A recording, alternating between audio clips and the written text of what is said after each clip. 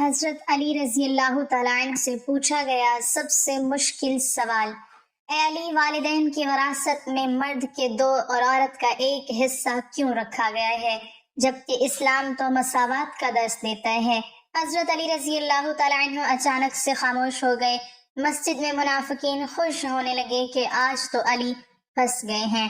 اس سوال کا جواب رسول اللہ بھی بسم اللہ الرحمن الرحیم۔ ایک مرتبہ حضرت علی رضی اللہ تعالیٰ عنہ کوفہ کی مسجد میں تشریف فرما تھے۔ مجمع میں شام سے آیا ہوا ایک مسافر بھی تھا۔ نہایت ادب سے کھڑا ہوا اور عرض کی: اے امیر المومنین، مجھے کچھ سوالات میں تشویش ہے۔ میں آج یہاں آپ کی موجودگی کا سن کر آپ سے چند سوالوں کے بارے میں جاننے کے لیے آیا ہوں۔ میں آپ سے ان کے متعلق درست معلومات چاہتا ہوں۔ آپ رضی اللہ تعالیٰ عنہ نے جواب دیا: اگر تم سوالات پوچھنا چاہتے ہو تو پوچھو، اگر ضد بازی یا بحث کا ارادہ رکھتے ہو تو محفل کے آداب کو دیکھو اور خاموشی سے بیٹھ جاؤ۔ یہ مکالمہ سن کر ہجوم میں لوگ بھی آپ کی جانب متوجہ ہوئے۔ اس شخص نے حضرت علی رضی اللہ تعالیٰ عنہ سے سوالات کا آغاز کیا اور کہا: اے امیر المومنین، مجھے یہ بتائیں کہ تخلیق کائنات میں اللہ نے سب سے پہلے کس کو تخلیق کیا؟ حضرت علی رضی اللہ تعالیٰ عنہ نے فرمایا: اللہ تعالیٰ نے سب سے پہلے نور کو پیدا کیا۔ اس نے پھر سوال کیا: اللہ تعالیٰ نے زمین اور پہاڑوں کو کس چیز سے بنایا؟ آپ رضی اللہ تعالیٰ عنہ نے فرمایا: اللہ نے آسمانوں کو پانی کی بخارات سے، زمین کو پانی کی جھاگ سے اور پہاڑوں کو پانی کی موجوں سے بنایا۔ پھر اس نے سوال کیا کہ مکہ کو ام القریٰ کیوں کہا جاتا ہے؟ آپ رضی اللہ تعالیٰ عنہ نے فرمایا: ام القریٰ کے معنی ہر ترتیب کی ماں، کیونکہ زمین کی ہر چیز اس کے نیچے سے بچھائی گئی، اسی لیے عرب کے شہر مکہ جہاں بیت اللہ شریف ہے اسے ام القریٰ کہا جاتا ہے۔ اس آدمی نے اگلا سوال کیا: زمین کے اوپر کے آسمان کو کس چیز سے پیدا کیا گیا؟ آپ نے جواب دیا: رکی ہوئی فوج سے۔ پھر اس نے عرض کی: اے امیر المومنین، سورج اور چاند کا طول و عرض کتنا ہے؟ آپ نے جواب دیا: 900 فرسخ ضرب 900 فرسخ۔ فرسخ فارسی زبان کا لفظ ہے۔ ایک فرسخ میں 10 کلومیٹر لمبائی گنی جاتی ہے۔ اس نے اگلا سوال کیا: ستارے کا طول و عرض کتنا ہے؟ آپ نے جواب دیا: 12 فرسخ ضرب 12 فرسخ۔ اس اجنبی نے نہایت ادب سے درخواست کی کہ اے امیر المومنین، جیسا کہ قرآن پاک میں 7 آسمانوں کا ذکر آیا ہے، آپ ہمیں ان 7 آسمانوں کے نام اور ان کے رنگ بیان کر دیجئے۔ آپ رضی اللہ تعالیٰ عنہ نے فرمایا: جو آسمان زمین کے اوپر ہے اس کا نام رفیع ہے اور وہ پانی، بخارات اور دھول سے بنا ہوا ہے۔ دوسرے آسمان کا نام قیزوم ہے اور اس کا رنگ تانبے جیسا ہے۔ تیسرے آسمان کا نام مودون ہے اور اس میں ملے جلے رنگ ہیں۔ چوتھے آسمان کا نام عرفلون ہے اور اس کی رنگت چاندنی جیسی ہے۔ پانچویں آسمان کا نام حیون ہے اور اس کی رنگت سونے جیسی ہے۔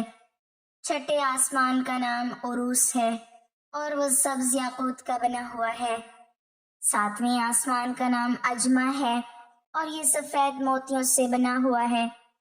اس آدمی نے اگلا سوال کیا: اے علی، آپ مجھے یہ بتائیں، بیل وہ واحد جانور ہے جس نے آسمان کی طرف اپنا سر نہیں اٹھایا، ایسا کیوں ہے؟ آپ رضی اللہ تعالیٰ عنہ نے جواب دیا: جب سے قوم بنی اسرائیل نے گوسالہ کی پوجا کی تھی تب سے بیل شرم کے مارے آسمان کی طرف سر نہیں اٹھاتا۔ گوسالہ ایک سنہرے رنگ کا پتھر یا بچڑا تھا جسے موسیٰ علیہ السلام کے دور میں سامری جادوگر نے اپنی جادوئی مہارت سے بولنے اور حرکت کرنے کی طاقت دی، اور موسیٰ علیہ السلام کی غیر موجودگی میں بنی اسرائیل نے اس بچڑے کی پوجا کروائی تھی۔ مجمع میں موجود تمام لوگ حضرت علی رضی اللہ تعالیٰ عنہ کی حاضر جوابی اور علمی قابلیت سے بے حد متاثر ہو رہے تھے۔ شام سے آئے ہوئے مسافر نے اگلا سوال پوچھا: اے امیر المومنین، وہ کون سے نبی تھے جنہوں نے ایک ہی وقت میں 2 بہنوں سے شادی کی تھی؟ آپ رضی اللہ تعالیٰ عنہ فرمانے لگے، وہ حضرت یعقوب بن اسحاق علیہ السلام تھے۔ انہوں نے ایک ہی دن ایک ہی وقت میں 2 سگی بہنوں لیا اور راحل سے نکاح کیا تھا، لیکن اس کے بعد اللہ نے بیک وقت 2 بہنوں سے نکاح کو اسلام میں حرام قرار دے دیا۔ اس آدمی نے اگلا سوال پوچھا، مد و جزر کیا ہے؟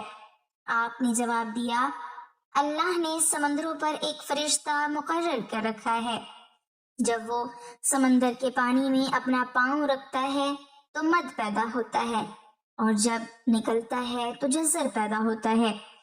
مد و جزر سمندر کے پانی کو خود بخود بلند ہونے اور کم ہونے کے عمل کو کہتے ہیں۔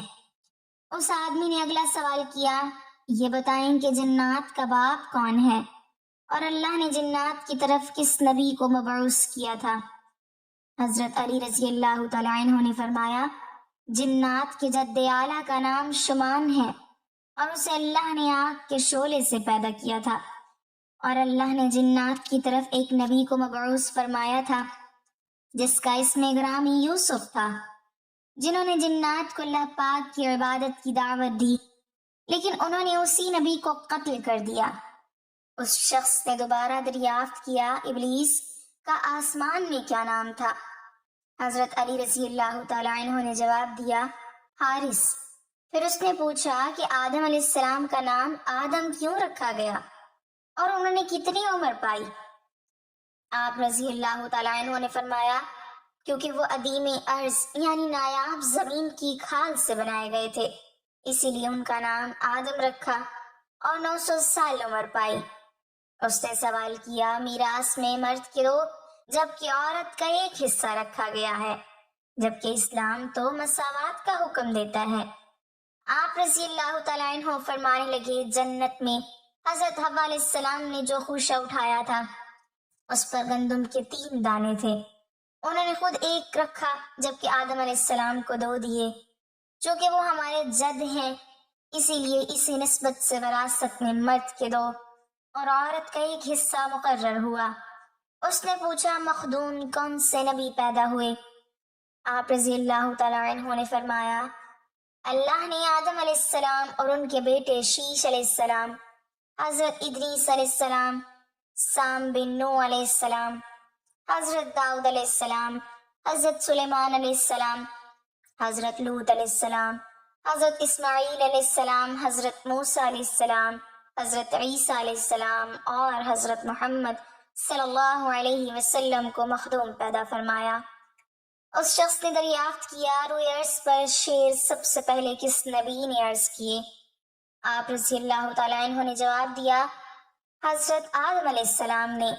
جب حضرت آدم علیہ السلام زمین پر اتارے گئے اور انہوں نے ہر طرف زمین کی خاک اور وسعت اور ہوا کو دیکھا، اور پھر جب شیطان کے وسوسے کی وجہ سے قابیل نے حابیل کو قتل کیا، تو آدم علیہ السلام نے شدید غم میں یہ اشعار کہے جن کا ترجمہ ہے، اور ان کے رہنے والے بدل گئے، اور زمین کا چہرہ خراب اور گرد آلود ہو چکا ہے، رنگ و ذائقہ رکھنے والی چیز بدل گئی، اور خوبصورت چہرے کی بشاشت ماند پڑ گئی۔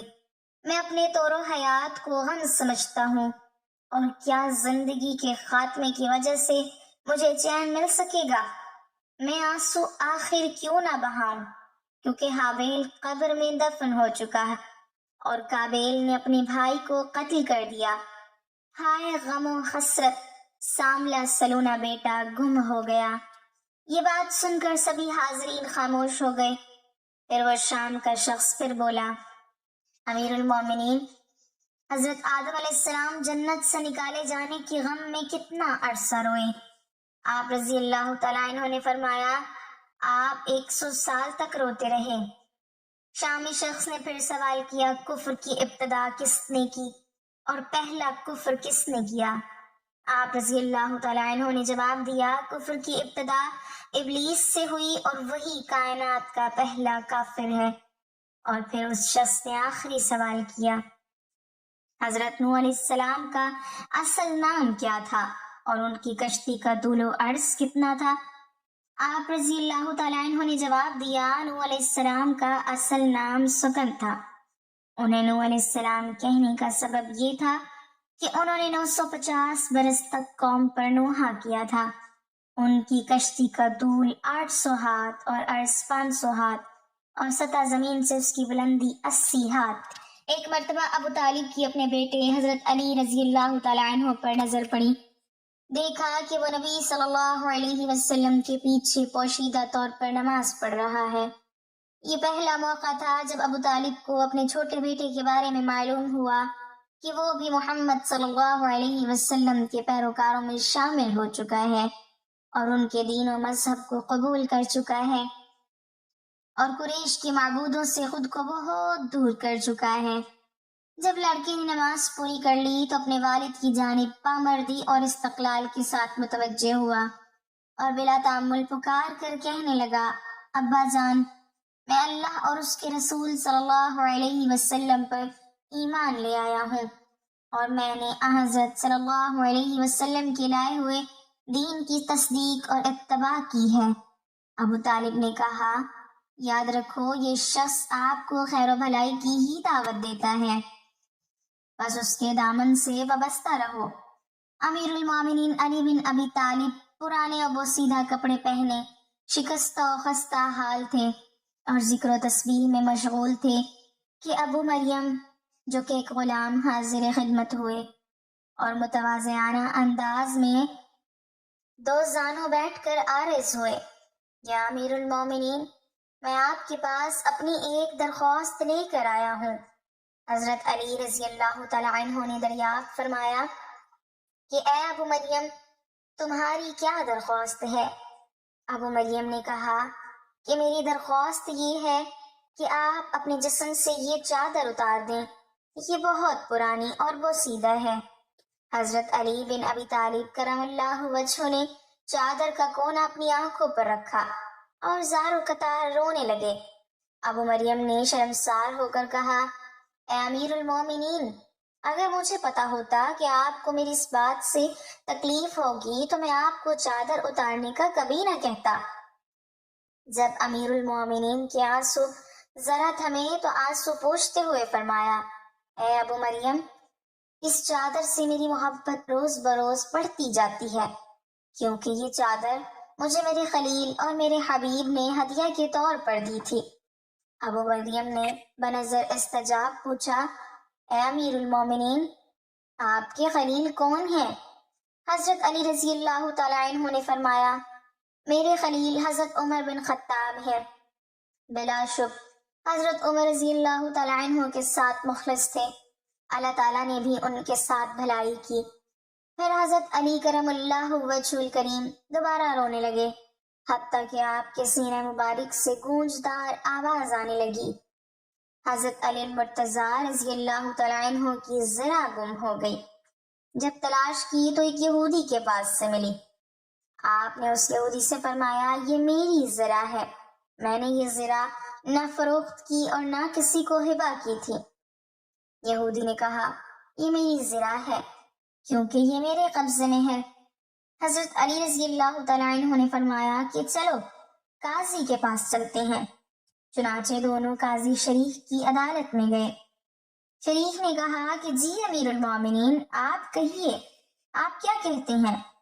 حضرت علی رضی اللہ تعالیٰ عنہ نے فرمایا کہ یہ زرہ جو اس یہودی کے پاس ہے میری زرہ ہے، میں نے یہ زرہ نہ بیچی ہے اور نہ کسی کو ہبہ کی ہے۔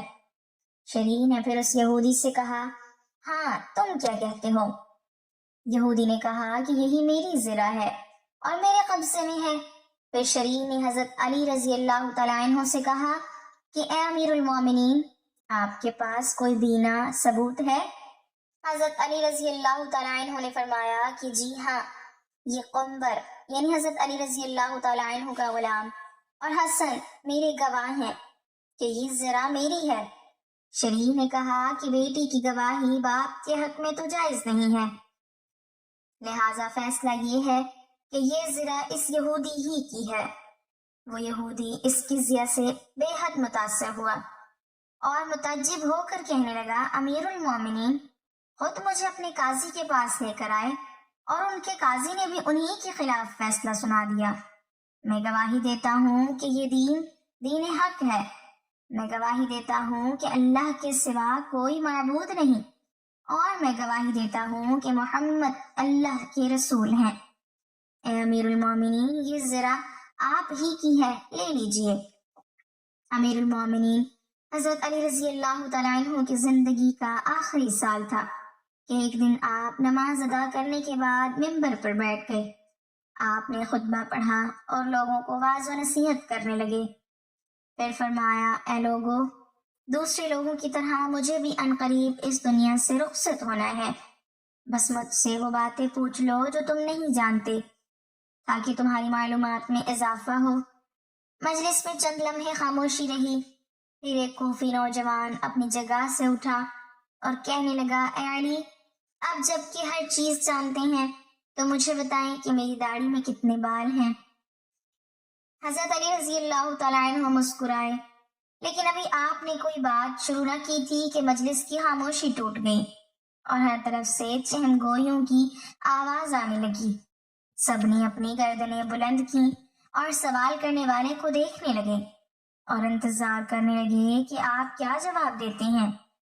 حاضرین میں کچھ دشمن بھی موجود تھے، اس لیے کہنے لگے، آج علی کوئی جواب نہ دے سکیں گے۔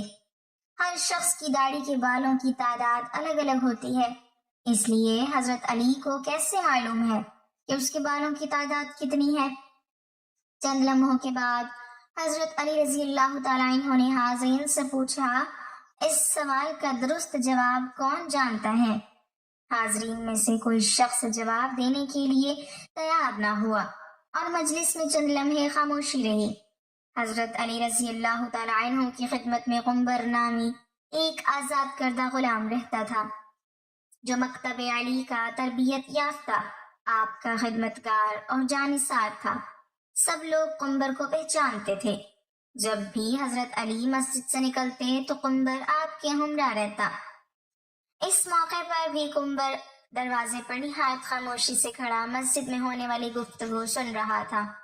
جب مجلس سے کوئی شخص جواب دینے کے لیے نہیں اٹھا تو حضرت علی نے قنبر کو آواز دی اور کہا، آؤ اور اس شخص کو جواب دو۔